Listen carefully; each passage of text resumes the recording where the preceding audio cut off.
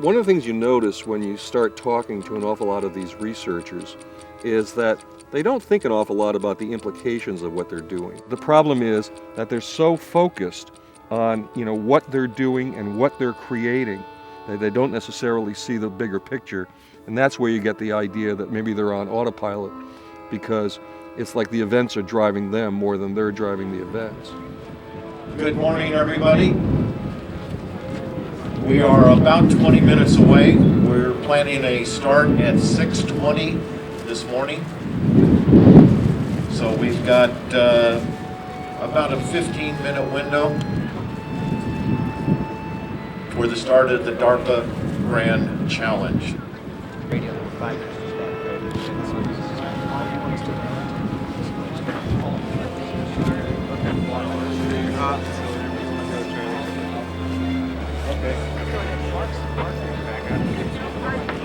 The sequence of events, ladies and gentlemen, you see it starting now in chute number 1 in front of bot number 25.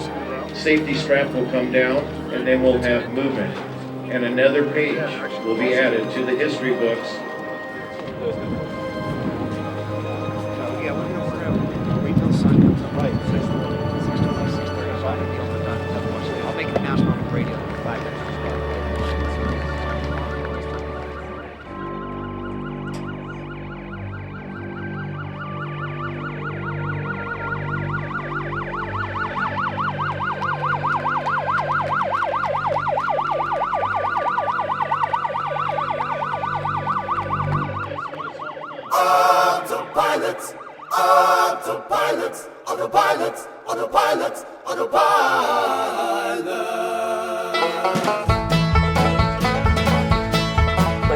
We couldn't stop, that was the problem. Like, we couldn't even stop for gas. We didn't.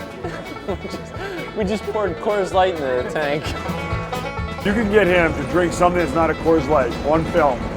I will lick the bottom of my shoe from the heel to the toe with a wide, flat tongue. I'm pretty damn glad you guys are leaving today. I think some of the side technologies would be pretty profitable. And I just want a giant robot, that's all I want. I think it would be freaking cool to have one. Good information here about robots, I'm sure. This tastes kind of like seafood. Well, you can always talk to him about beer.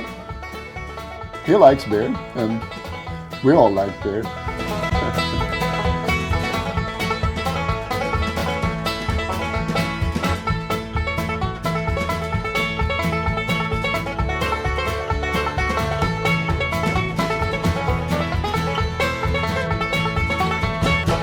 I guess the process started a year ago when we moved here so that he could build this robot, and I can't see. And so he's leaving today with it and with a crew. I'm driving cross country to compete in the Grand Challenge. All right.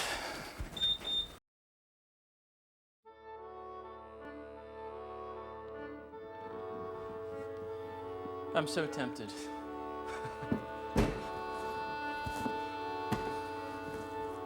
All right, Lizard Lodge. Oh, see ya, cat.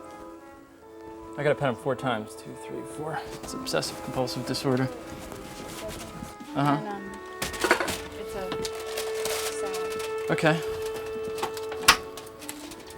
No, anyway, That's all right, yeah. It's a layered salad, so you Gotcha. just get what you want out of there. Gotcha. And there's some of that blue cheese dressing All right. from last night. And you put that on it. And these are tomatoes. I'll put those separate because I'm machine.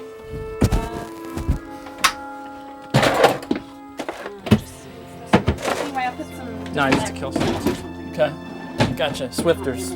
Swift. Well, no, there's some Clorox just cleanup wipes. All right. Stein said you weren't cleaning them. Good. No, you probably won't. There will be no cleaning on this trip.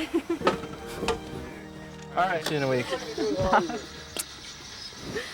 All right. Careful. Oh yeah.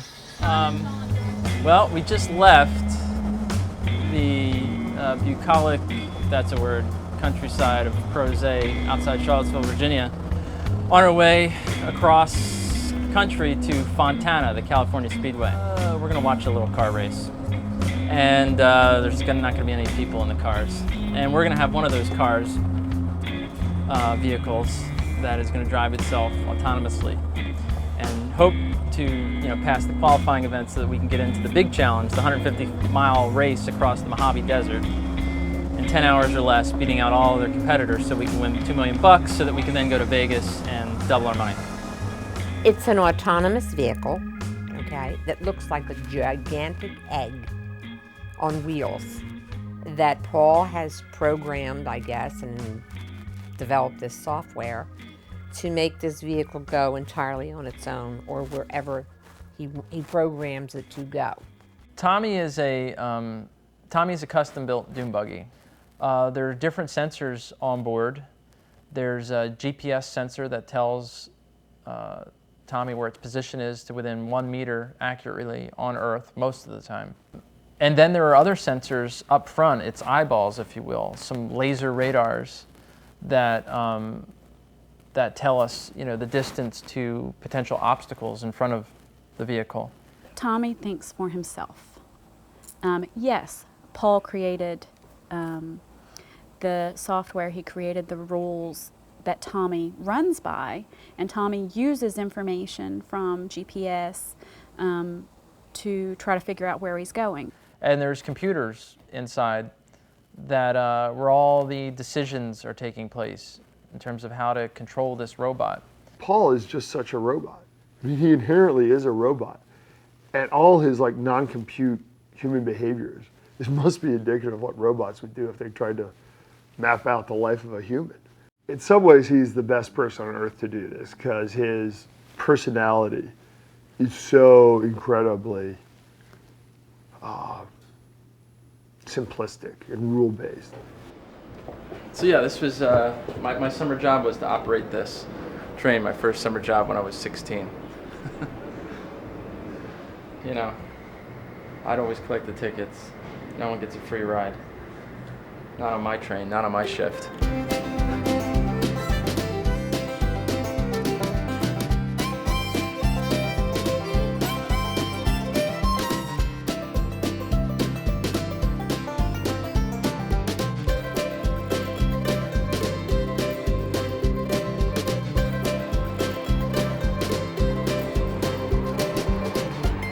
Everything's working, but already just one day worth of living in the RV, there's at first there's beer cans, underwear. It stinks, and I already want to go home. At the end of today, we should maybe stop at a campground where I can maybe do some tests at about 6 p.m. And that will be the day. And then I think just enough area where I can have the vehicle drive around in a circle or figure eight for 5 miles. 5 miles. Well, but in it, it can do laps. 5 miles circa. Okay, that sounds like a 20, 30 acre field. What? You can do laps. You can do short laps. I'm saying it can go in a figure eight 20 times. He wants to go 5 miles total. 5 miles total trip.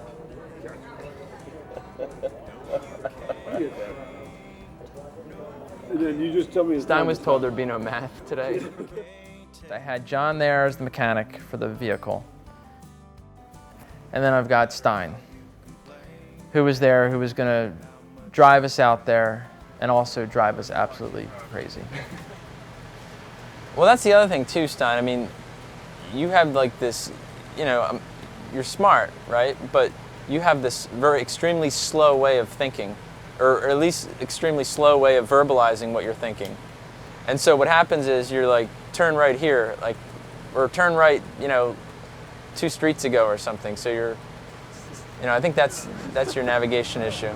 If we knew where we were going, the problem is the problem is I'm trying to accommodate what you want, and you don't know what you want. Therefore, we don't know where we're going. I know what I want. I just don't know how to realize it. Yeah, he described the race to me, and I was pretty unsure how that would all work. I mean, I don't want to call it arrogant, but it's very You and your garage and your cats are going to like beat Carnegie Mellon? I mean, what the hell? We were like hanging on and putting aluminum foil over the antenna to simulate an outage. I guarantee you there's no other team there that tested that way. The team that had to be put together here was just the marshaling of forces, the recruiting of talent, of partnerships, of money. All of that was quite a big enterprise. We went into this with a $60,000 budget. The other teams, some of the competition spent on the order of $5, $6, $7 million roughly. Some more, some less. That's a big difference, money. The other key difference is just the size of the teams. Red Whittaker is a good case in point. Red joined the Robotics Institute shortly after it was founded, so that would have been in the early 80s. And ultimately, he founded the Field Robotics Center. He's the head of the Red Team, and he was also, I guess, the pseudo-head of Red Team 2. They had two teams, they had two cars. He was also instrumental in the creation of the National Robotics Engineering Consortium, which is now about 1/3 of the Robotics Institute. I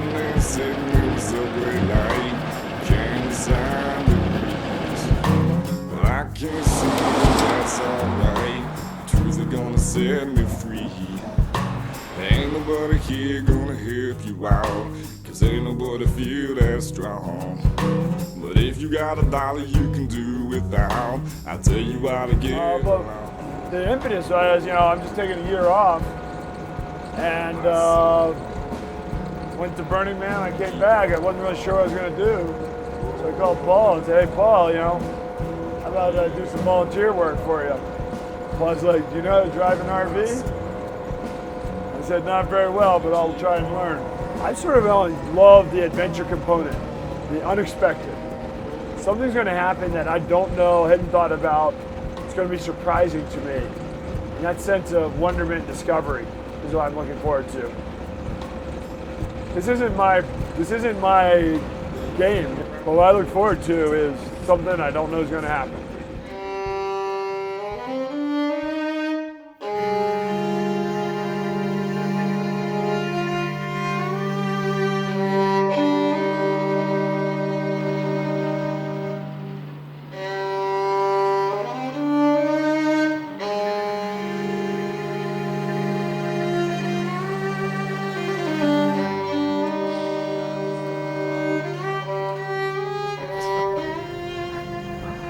I'm just tired. I'm done. Is this trip over? It is over. I'm just gonna program Tommy to go like 100 miles per hour out of the starting gate and end it at the back of the California Speedway wall, so I can enjoy the rest of the trip. Well, the key requirement when you get to the national qualifying events is that they can verify that they can safely shut down your vehicle in the event of an emergency. And that's the e-stop test. What this e-stop system does is it's something that they give us that we install.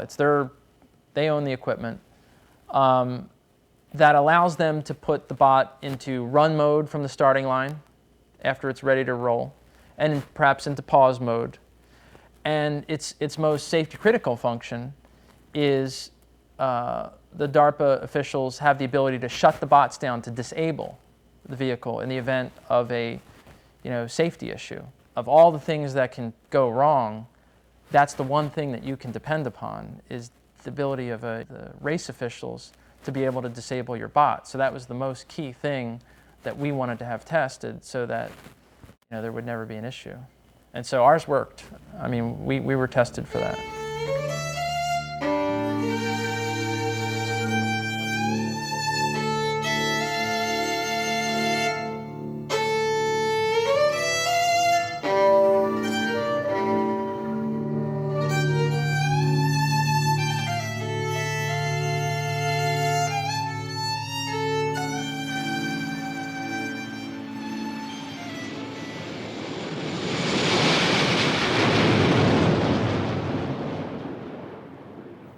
What is artificial intelligence?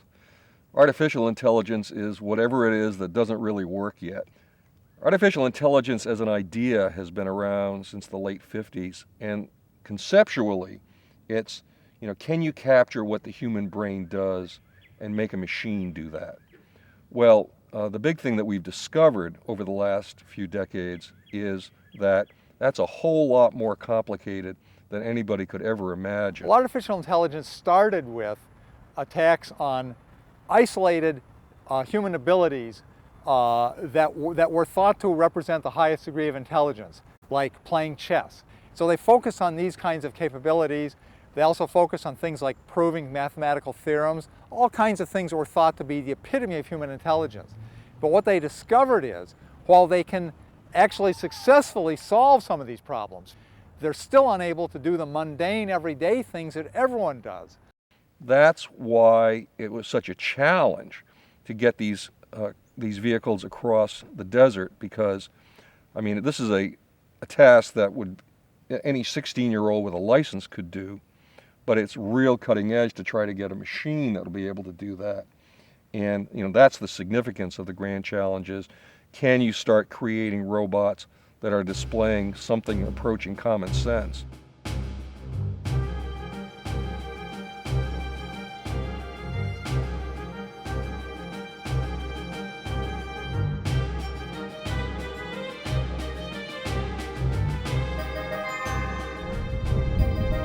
Ladies and gentlemen, it is my extreme pleasure to welcome you to the Grand Challenge National Qualifying Event. Please welcome DARPA Director Dr. Tony Tether, the DARPA Chief of Staff, and the Grand Challenge Program Manager, Ron Kurjanowicz. Good morning.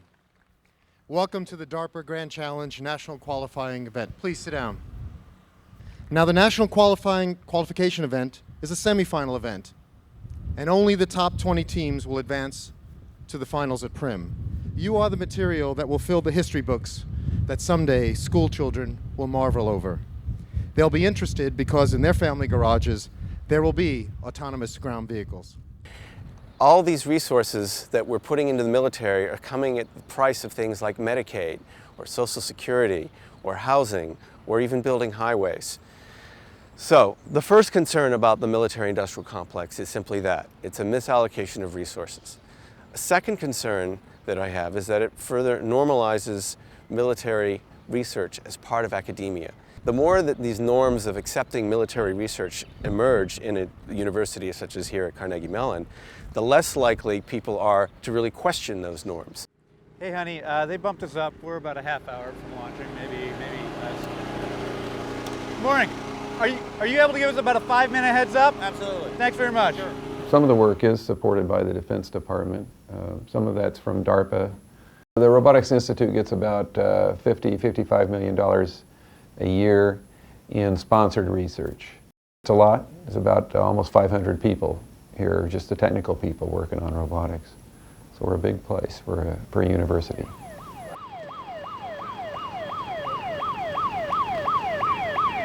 Nicely done. You guys have it cranked up today? Yeah. Are those vehicles still waiting to go? Why do they have Skip Track Run next to us, do you know?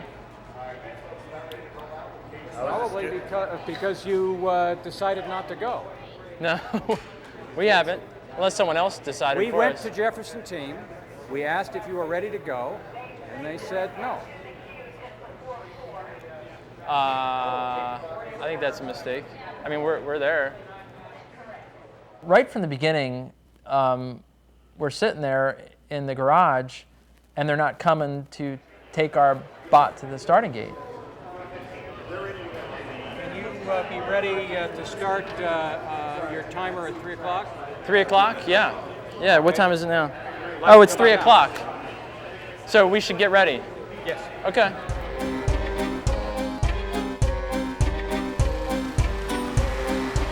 So we're gonna be on like now.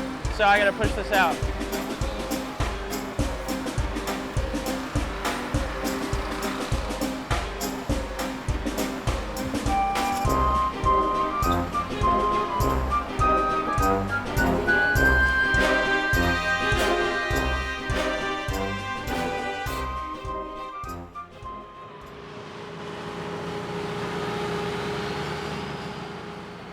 it went pretty well.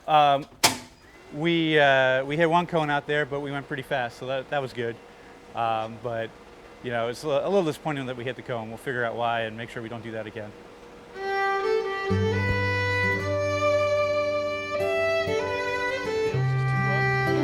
Oh, it got stuck on the bales. It ran up on them. First of all, the width of that thing doesn't seem quite 10 feet. I mean, it's probably exactly 10 feet, but it's under the bales? Is there a what? Like a GPS coordinate under the bales, like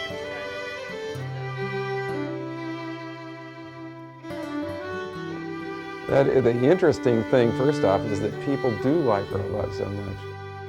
I think in part it's because you know that it is just a machine. I mean, you've taken silicon and steel and bits and bytes, and somehow, by taking this just plain ordinary stuff and putting it together in a certain way, you get a machine that has ideas, has awareness, has purpose. For me, one of the main reasons why I'm an anti-war activist is because I believe that there's got to be more to society and more to what we strive to accomplish here in our short time on Earth than just fighting wars and developing more and more horrific and sophisticated ways to kill people.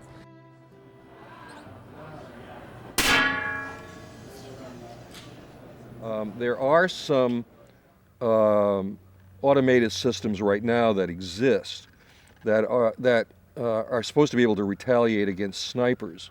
The Red Owl is a payload that we built in conjunction with Boston University Photonics Lab for the PackBot. The military is worried about snipers, and when a sniper takes a shot, the first thing soldiers have to do, duck and cover. With a robot, the robot can immediately look for where the sound is coming from and train its sensors on that and give the guys a good visual about where the sniper was coming from. That's exactly what this robot just showed. It's got 2 acoustic receivers and a very short baseline, and its algorithms are modeled somewhat like a human hears. When we hear a sound coming from a certain direction, we immediately can home in on it and see where the sound is coming from. That's what this guy's done, but it's tuned for gunshots. Well, now the big question is, do you let that system fire automatically? Life and death decisions with machines, that's going to be the real challenge, is whether or not we trust these machines enough, to return hostile fire. So as the U.S. moves closer to fulfilling the vision of future combat systems, where the military is equipped with more and more robotic vehicles like Gladiator and the Crusher, the question naturally arises. If we, in fact, manage to reduce the number of casualties that we incur in battle because we're using more and more machines to do our fighting for us, will that make warfare easier to launch? Well, of course, as soon as you start seeing these robots charging across the desert, the first thing that everybody thinks about is, oh my God, suppose they put a cannon on top of one of those things. That'll be the big question. I, for one, really doubt that they're going to allow robots to make the decision to fire anytime soon.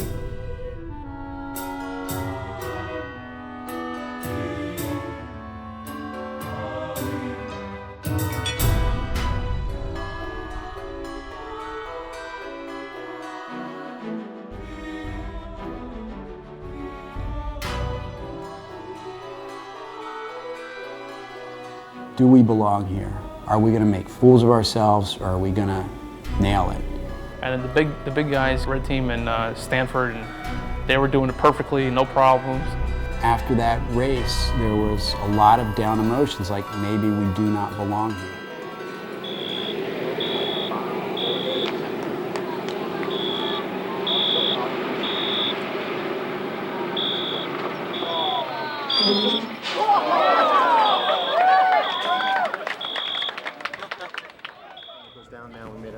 I gotcha. Because I just analyze data all night and day just to figure out, trying to do triage to figure out what went wrong. Exactly. We're busy addressing all of these obstacles inherent to artifacts of the bot itself.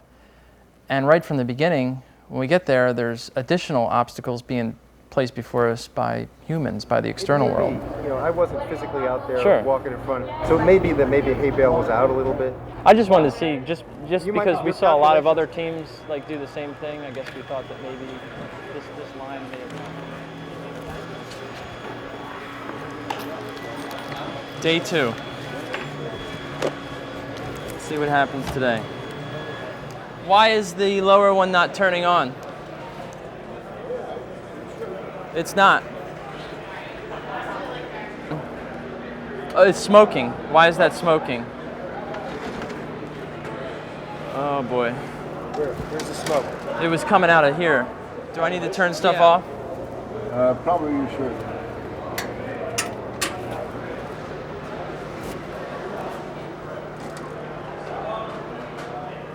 You know, even after the second run, yeah, I mean, I was concerned. We wanted to increase in rank. I mean, some other teams had problems as well, but we were, after the second run, it was sort of nebulous as to whether or not we were going to be in or out of the Grand Challenge.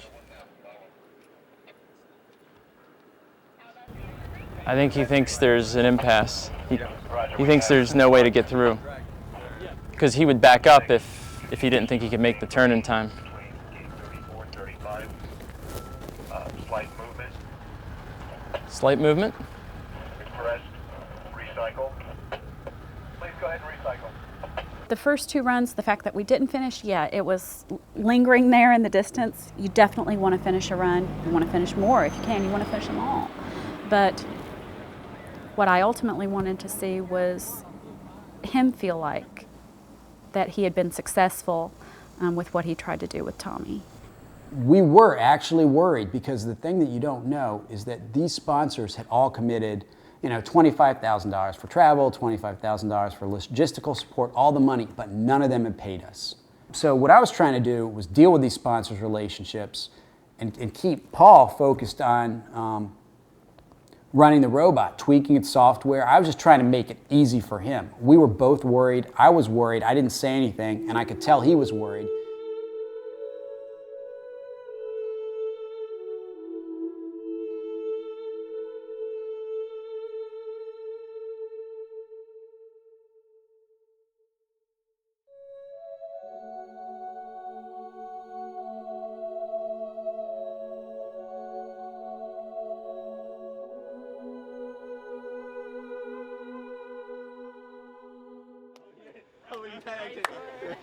Sylvia? Another flawless run, and it was super fast too.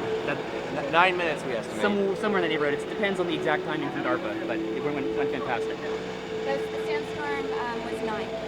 Huh? 9? We clocked it at 9. Okay, so it's real close. Where it's like Sandstorm and Stanley are both in the same neighborhood.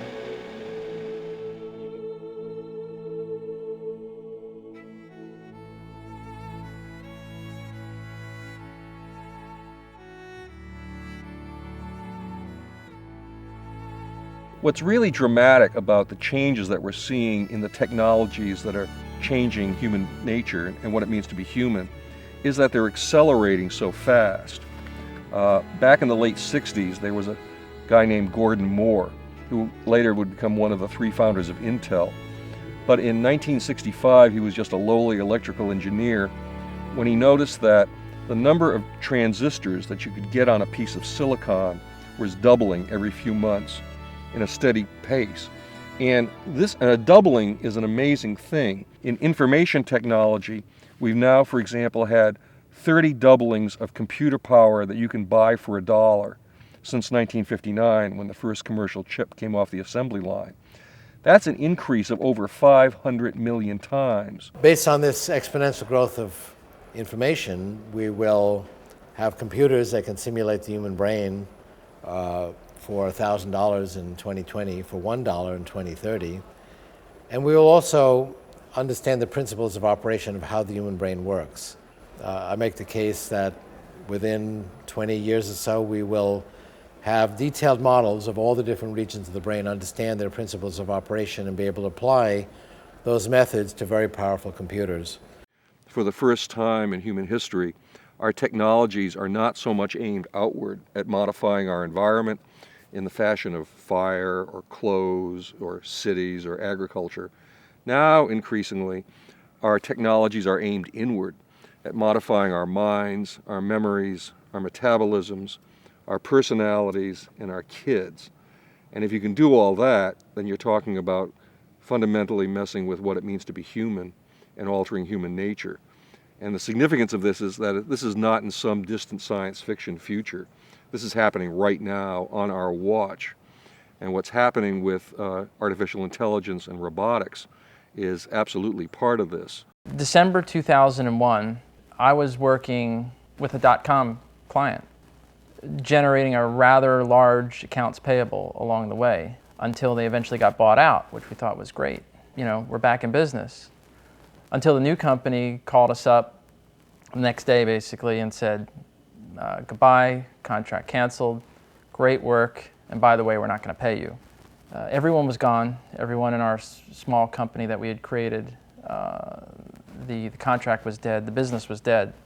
I basically decided to take what money that was left over and gamble it all on one bet, which was to take my little robot operating system that I had been developing and invent Popular Robotics to try to create this machine called Tommy that was going to also embark on this journey to perceive and understand and try to bring life to something that at that point was just a figment of my imagination. Right. Yeah. Maneuvers to the left a bit. And now the right of rental car number 2. Spider continues through the off-road portion of the obstacle area. Rascal is around the second rental car, approaching the tank trap, speed bump, and the finish line. Come on, buddy. Spider continues eastbound, as does Tommy. Slow down, slow down, slow down. Approaching Slow down. Into and through obstacle 1 for Tommy. Jeez. Does it have reverse control? Oh yeah. If it doesn't think it can make it past, it'll stop and back up. But it pauses a while because it likes to do it discriminate, you know, make sure it does that very cautiously. At the east end. Man, he took that pretty. It's like he slowed down a little bit too late. So at run 3, you know, we're looking at the hay bales, we're looking at the tunnel, and we're looking at the mountain pass, and we're saying, okay, you're designed to handle this, you know, handle it for Christ's sake. And but you know, the decisions are in his hands, Tommy the machine. Oh, all right. Straight away. He's trying to make me nervous. He knows I'm gonna have to have a beer after this one.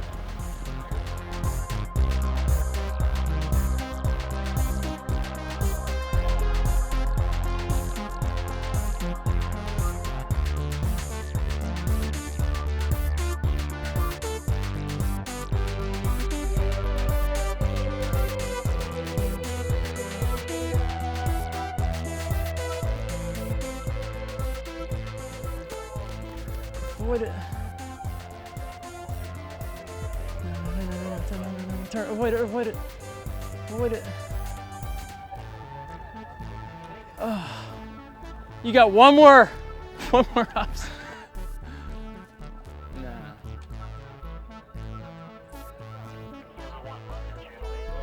Yes! You son of... Don't stop, let's go. Watch out, John.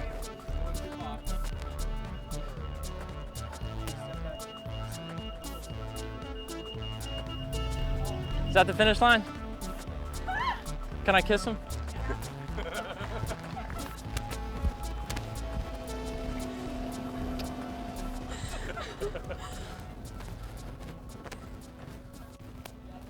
All right. You're a trooper. See, that's what threats do to robots. How many? Did he avoid almost all obstacles? We hit a cone. We hit a cone? Son of a bitch. should film her.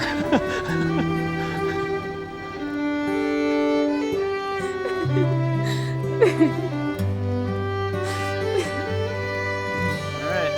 I should be hugging him. Yeah, go give him.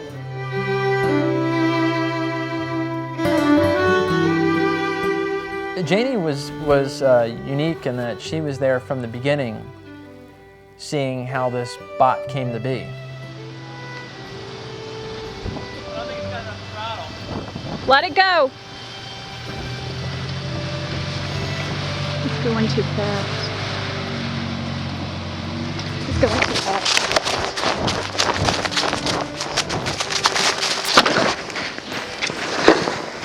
What happened? Congratulations. Congrats, congrats, congrats. When we had our first run and no one finished, we were in the pack. And we had our second run and we got farther, we were in the pack. And by the time we had our third run, and it was a perfect run, we were really in scoring in the middle of the top 20 pack. 20 robots were going to the desert, and for sure, we were going to be one of them. After run 3, we looked at our stats, and we were no longer in the sort of the nebulous zone. We were in by a significant margin. I mean, by our calculations, we were in the top 10. And since they're going to let in 20, we knew, wow, you know, with a decent margin, we're in. And that was just great. That was a great feeling to know that, you know, we're going to be in the Grand Challenge, this historic race, the DARPA Grand Challenge. Truly history in the making.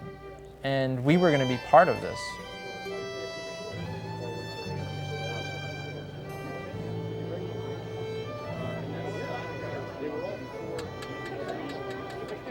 Sandstorm, bot number 19, has cleared beer bottle pass. So both of the Carnegie Mellon vehicles are en route to the finish line here at the DARPA Grand Challenge.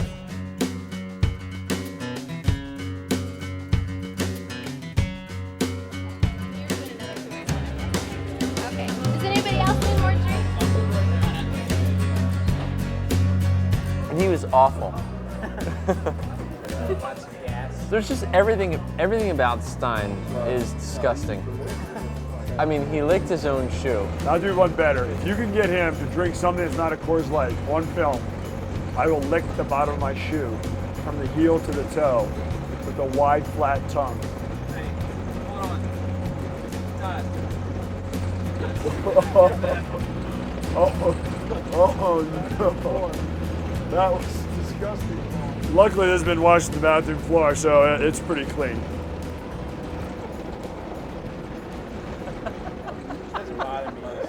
No, actually, I love Stein. I think he's great, and he was really, you know, helpful in many ways on this trip, but he was also very destructive.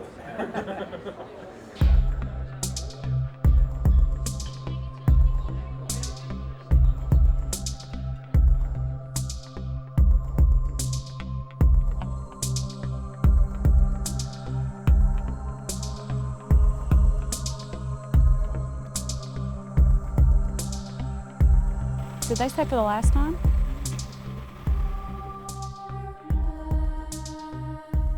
Down, guys. 43 teams came here to California Speedway for the AQE. 20 teams will be going to Primm, Nevada. We have movement from Tommy. That's bot number 6 out of Charlottesville, Virginia. Team Jefferson is based in Charlottesville, with many members sharing a common bond to the hometown of our third U.S. President, Thomas Jefferson, and the University of Virginia. As it approaches, come on, buddy. Obstacle 1, this is kind of a retro silver egg, if you will, coming into and through Obstacle 1. He's a little slow on that. And proceeds. We came back early the next day for run 4, our last run. Tommy came out of the gate, everything seemed fine, made his turns, came up, you know, to the hay bales, and then just as he got past the hay bales before he entered the GPS outage tunnel, I mean, something happened. And slow. Oh. You. Well, I hope it flies off. Well, okay. There we go. He's like, I didn't need that Tommy cone has anyway. contact with the cone coming downhill. Every time he gets that one. Lines I up don't for think the you can hay see it down bales. the hill. I guess, but it's so weird. All right. In the chute, we have Line up Prospect and 2. slow down. And in chute Slow number down. 1, we have the world's only Slow autonomous down. motorcycle. Slower than that. Cajun bot is Guys, being I'm gonna go returned to over the bridge. manual and being removed from the finish line. Just slow Tommy is down. in the middle of the hay bales. Proceeding westbound through the hay bales, All right. no contact. Approaching Let's go. the tunnel. I'm gonna go slow to watch the tunnel as I clank down the bridge. Slow down! Don't go faster! Oh my God, what is happening? Tommy! Ah! Slow down!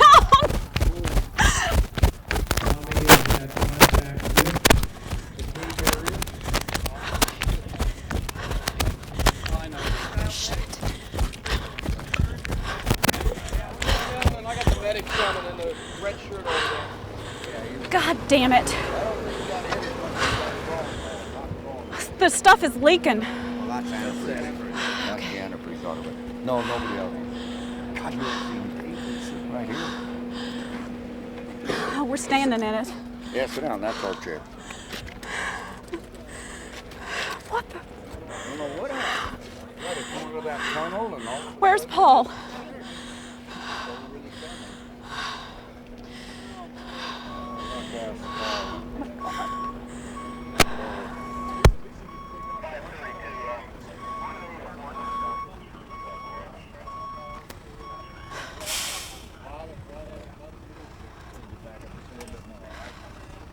All right, dear. I know you're worried, but just back up a little Oh, bit more. I'm sorry.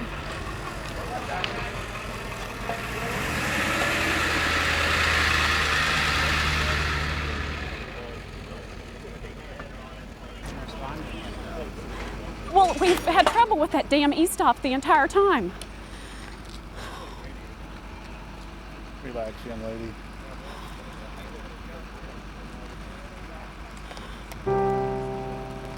We had $50 walkie-talkies that did a better job.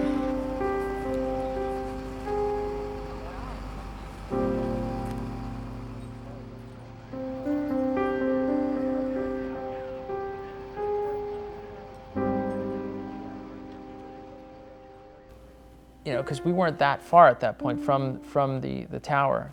I heard the engine just, you know, rev as if someone had dropped a brick on the pedal. And I knew almost instantly that there was something seriously wrong, that this revving shouldn't be happening. And I waited maybe a second or two to see if the revving was going to stop, but it wasn't.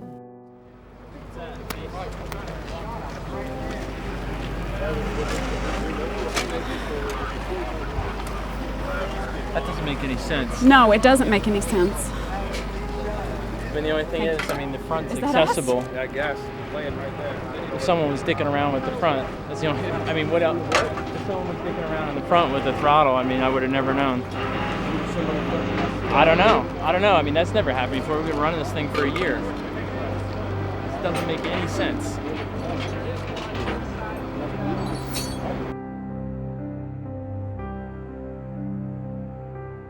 I was with Carl, one of the guys that work with me, and we seen it take off real hard and heard it throttle up, and we seen it turn once, and we thought that she was going to roll on its side, and then it come right towards us, and everything slowed way down, and I was just about cussing it at. I said, I hope you can turn, you know. And after it hit it, you know, it really hurt. It was, you know, seeing one of your projects turn upside down or be smashed to pieces, but.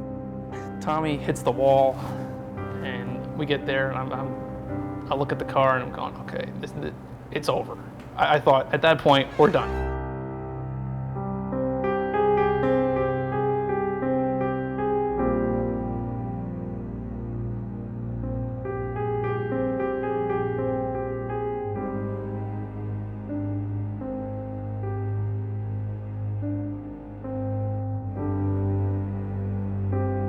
So back to the sponsor side of it, you know, the spin is we had a great third run.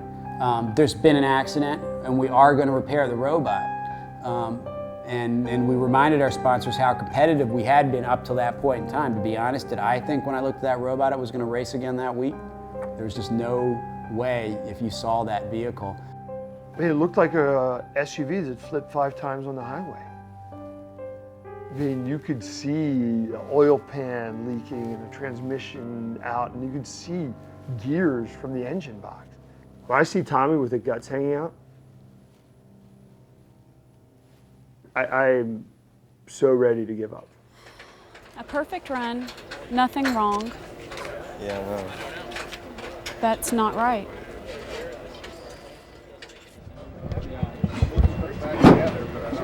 I mean, we could do whatever we need to do. We'd have to do it. I mean, we'd have to get a run here to see. You'd have to get a run here anyways. To see Sure. if Get it's a gonna run work. back here, and Yeah. last day's Wednesday. Last day's Wednesday. That'd be the latest. Wednesday morning. So I think you need to decide. I mean, if you can't make it by Wednesday morning, I would certainly just relax. Let's go. I mean, you went out in a spectacular way anyways, you know, I mean,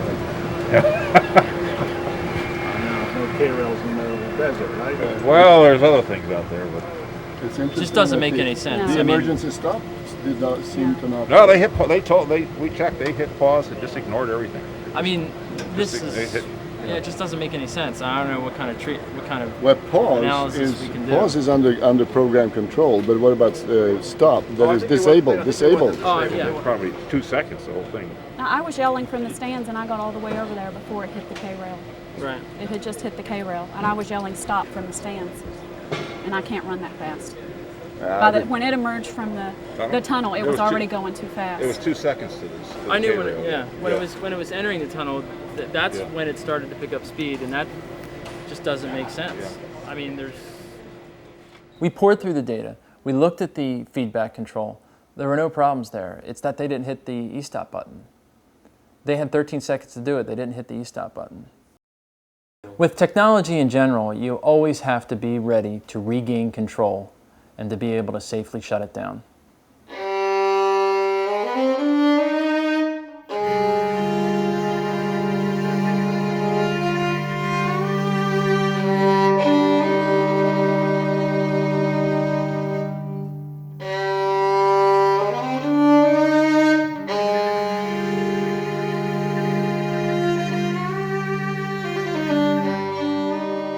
Sometime this century, people are going to develop machines that think the way humans do, but think much better than humans. They're much smarter than humans. And this is like any tool, it can be a tool for good or evil. But because this is such a powerful tool, it could be for extreme good or extreme evil. It's a very critical decision. Humanity is coming to a decision point, and this decision will determine everything.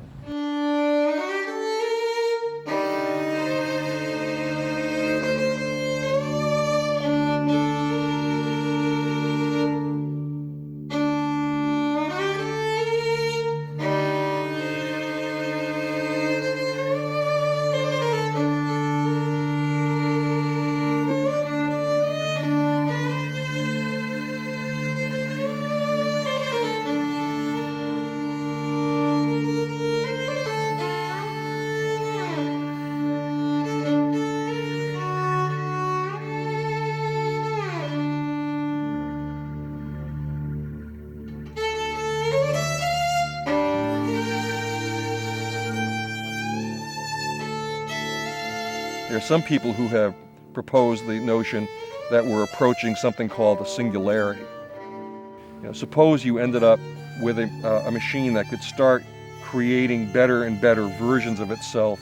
Would we even be able to understand what this is about? That's the notion of the singularity. You know, with this curve of change that we're looking at, with this technological change going ever faster and faster, what happens if this curve starts going almost straight up? So you're seeing ever increasing changes in technology, especially the kind that are aimed at changing who we are. And this leads to three scenarios: heaven, hell, and prevail. In the heaven scenario, what you see is this curve of increasing change coming at us, and it conquers pain, suffering, death, stupidity, ignorance. Some people think that will even lead to immortality. The hell scenario is the mirror image of that heaven scenario.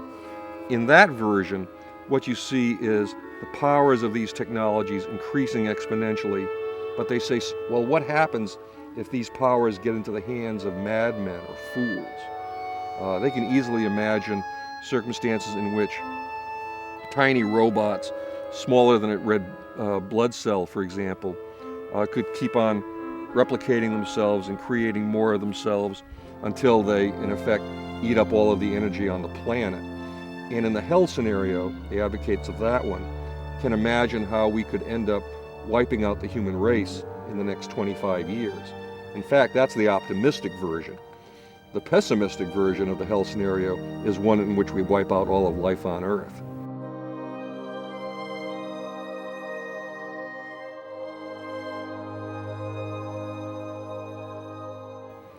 Then the third scenario is prevail.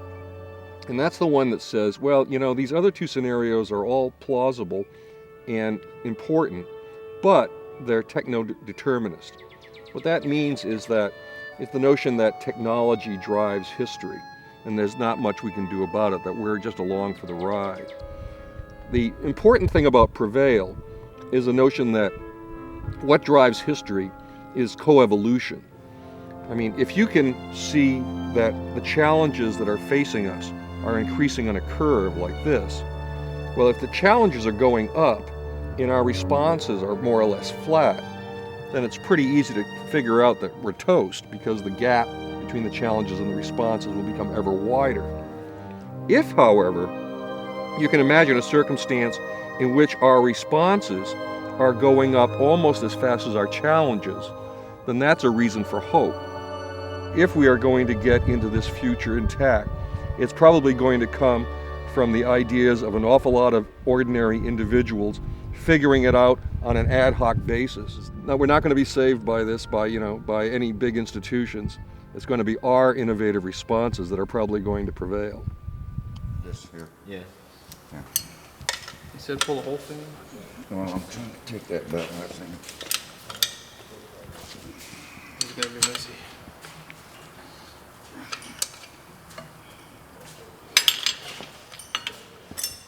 I was ready to give up on it, but Paul says, can we put it together? And I says, yeah. So we took it down to my cousin's boss shop and worked on it all night, and he helped us out. And we got it back together and had to scrounge a motor in the middle of the night, and it made a mess out of it.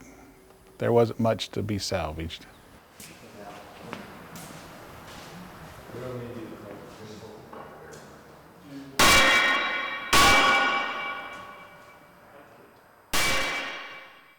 That's where Paul is different from 99.99% of the people in the world. He was bound and determined that we were going to not stop driving and not stop trying and not stop working until somebody else told us, it's over, you're dead, your time is done.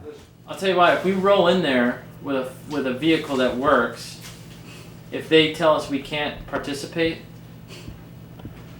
then, I mean, that would just be completely ridiculous after we went through all that work, and I don't think. Especially since they've I don't think they'd have the nerve to do it. You know, they they're the ones who crashed our vehicle.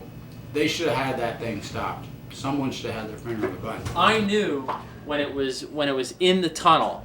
I knew it was revving up in the tunnel, and I knew when I couldn't see it that there was something wrong, and I was saying disable it. Disable it, disable it. Right. It was obvious to everyone except the guy who had his finger not on the button, obviously. Yeah. And that's why I consider them to have some responsibility in this. So for them to say, oh, and by the way, you can't compete after we work to recover the vehicle like this. You know.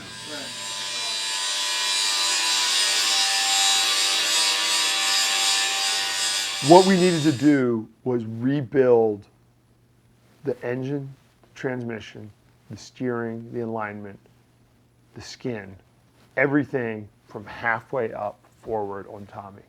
It was an impossible task, truly impossible. But we had already had one impossible task, which is a successful completion. It seemed like we could do it again.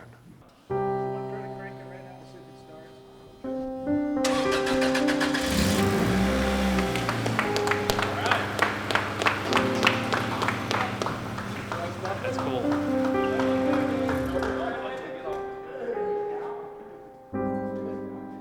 So what wires do we need to bypass to do that? Because previously the e-stop circuitry and the relays intercepted that.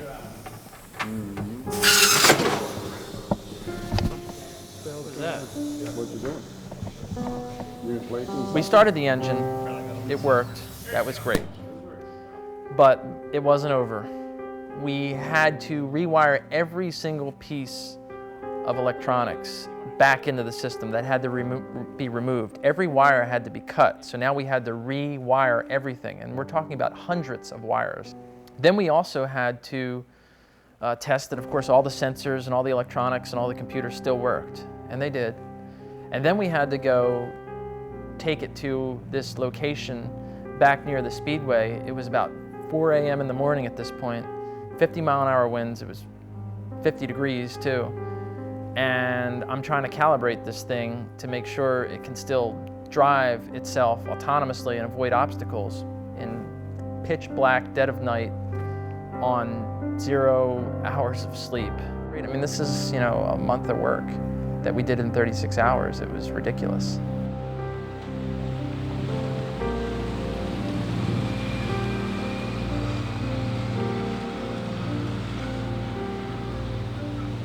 When we got there, we went out to the Racetrack. To the racetrack building, and our bay was empty. Yeah. And all the other vehicles were there, you know. But when they came back, and we were there that morning, it might have been around 10 o'clock. Wednesday morning, yeah. And he really needed a couple more hours, and he was denied that request. So the vehicle went out. We were on this bridge looking over the track with a bunch of other people who didn't know who we were. They were rooting for And they were Paul. rooting for the vehicle. Yeah, for the vehicle. So, you know.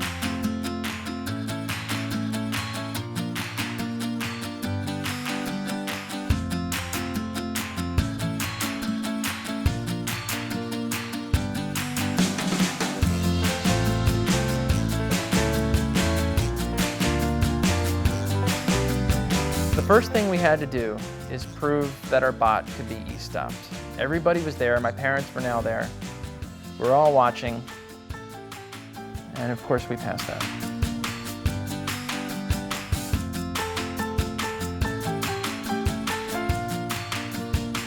Here's the deal.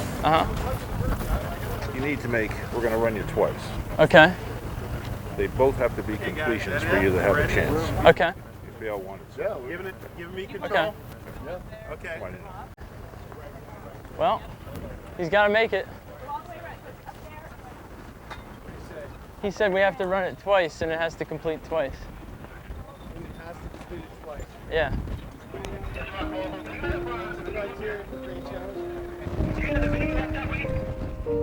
Okay, I guess I get to call out the 20. I guess that's what we're really here for.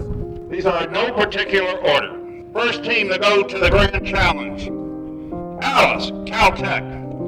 We had been testing the vehicle at night, trying to calibrate it. It seemed fine. As soon as I got to the tower, I could see that the thing was listing right. And sure enough, it went into the tunnel. It scraped along the right-hand side of the wall and never came out.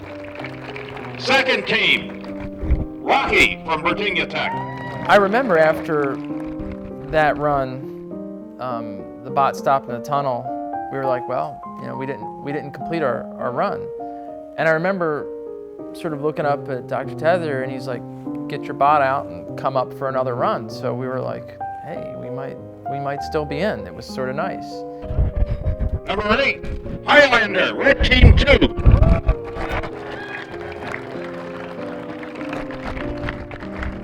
So on the next run, he made it through the tunnel, which was nice. And he made it further, but eventually he got stuck on the mountain pass. I mean, I remember at that point thinking, you know, it was over.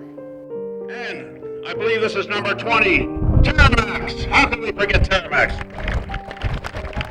As I said, there really were 23 that that cross past the threshold, and I really wish I could bring the other 3, but I'm afraid, I was told my staff could only handle 20, I thought. Yeah, there's 3 more. They're telling us 23 teams are going to be let in, and I'm just starting to get excited again. Because I thought, well, I think we're at about 20, and if they're going to let in 23, we're in. Should we take 3 more? Can you handle it?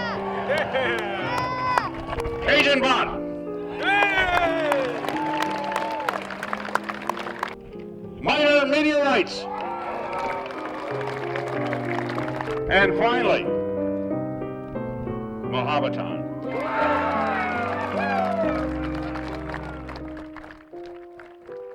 When we heard the announcement, all I could do was just, at that point we had to pack up the bot and go home.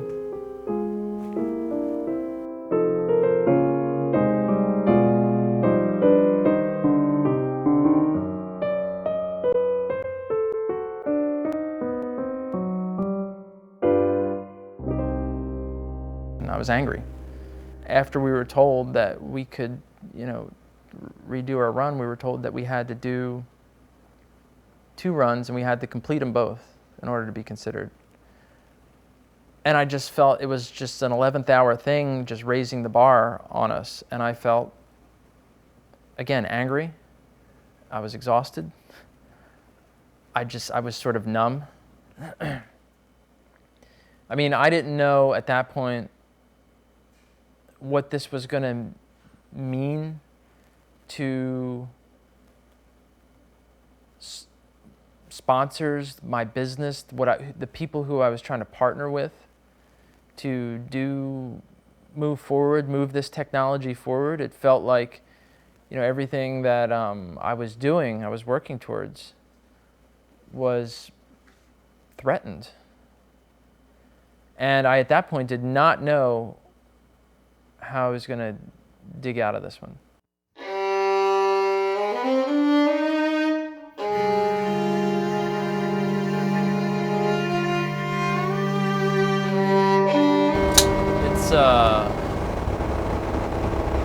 This is hard to believe.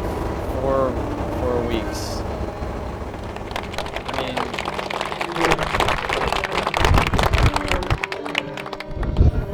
6 is the number of man trying to aspire to become God, but man never becomes God.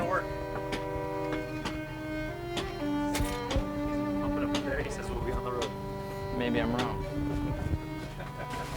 God is the number of 7. And that's what this trip's all about. We've been trying to become God. We've been trying to create an image of ourselves. Man makes himself, and that's what we've tried to do. But God has spited us. He drove our vehicle 60 miles an hour into a K-wall. And he won't let us leave Vegas. It's like this gravitational pull pulling us back to Vegas. And here we are at the Hoover Dam, historical land mine. I burnt the popcorn. Today, the solitary inventor, tinkering in his shop, has been overshadowed by task forces of scientists in laboratories and testing fields. In the same fashion, the Free University, historically the fountainhead of free ideas and scientific discovery, has experienced a revolution in the conduct of research.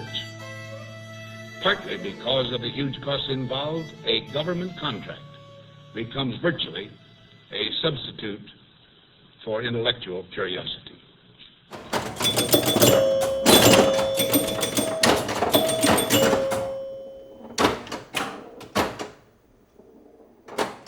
So I took the scores from DARPA's website and added them into this spreadsheet to just sort of see where we actually stood with the NQEs. And even with our crash run, it looked like we were right on the bubble as 20th. What number does that make us? Well, that would have been 20. Oh. That would have been right on the bubble if they had let 20 in. But they let in another 3, and it looks like we were better than at least 4 other teams according to this, even though our scores ranked a little higher, and they were basically a couple university teams and a corporate conglomerate. DARPA didn't want us to win because DARPA doesn't want David to beat Goliath. DARPA represents Goliath. They're loath to think that the little guy in the basement can take him down, and that's where they're wrong. We're losing thousands of people every day in Iraq, Iraqis and Americans, because we believe the big systems work. It's a small guy with a big heart that makes the big impact.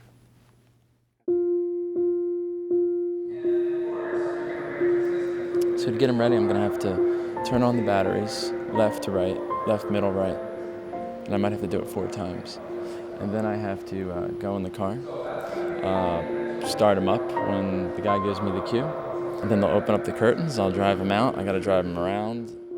I remember just being backstage. Now Tommy, I had to start him up and I had to bring him out onto the stage. And it had to work because there were 15,000 people there. So I was just hoping, I was like, you know, Tommy, you better start. After the race, a lot of folks asked me, well, is that it? Is Perrone going to just sort of stop? Is Perrone Robotics done? Was it just for the race? Because you know, I live in Palo Alto, and obviously there's a bunch of teams that were local, and you know, a lot of them basically were done once the race was done. They were just trying to enter the race. And I said, no, I don't think so, because Paul has this vision of making robotics something that's easier to build, easy to bring to life, and I don't see that going away just because the race is done. So the Channel 7 guy wants just maybe a little... Sure. 20-second mark. Sure, yeah.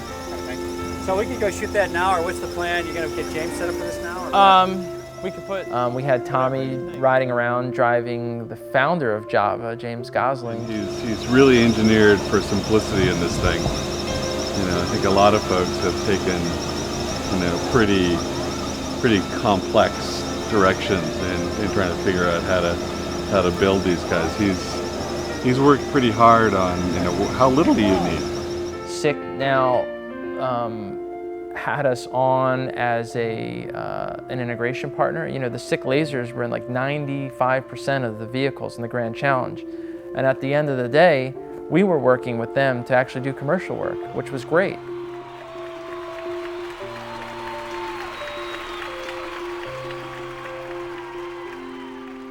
Before we did any of this, on our way back, we decided, well, we have this rebuilt car, this rebuilt robot. Let's take him out to the desert and see what he's, you know, made of. I never thought that robot was going to run again, and I learned something from Paul. There were lessons in life to be learned there from that kind of determination, and that in itself is a huge accomplishment. When you give up, it's over.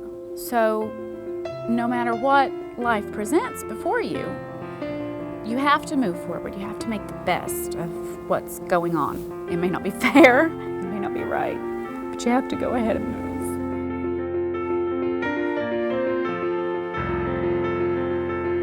And he was driving the way he was designed to drive he was in his element. Tommy was in his element. If robots could have gleams in their eye, you'd see one on Tommy that day when he was running around the desert.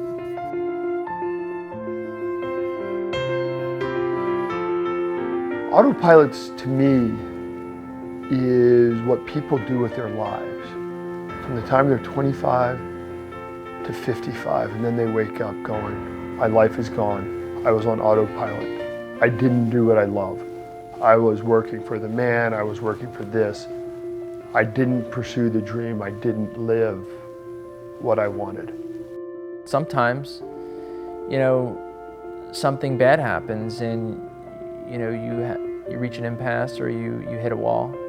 I think you have to continue to just be relentless and just plod forward and maybe find a new path. You know, maybe that's what happened with Tommy, maybe that's what happened with me, maybe that's what happened with the team. Maybe we found an alternate path around the obstacles and the things that, you know, were in our way.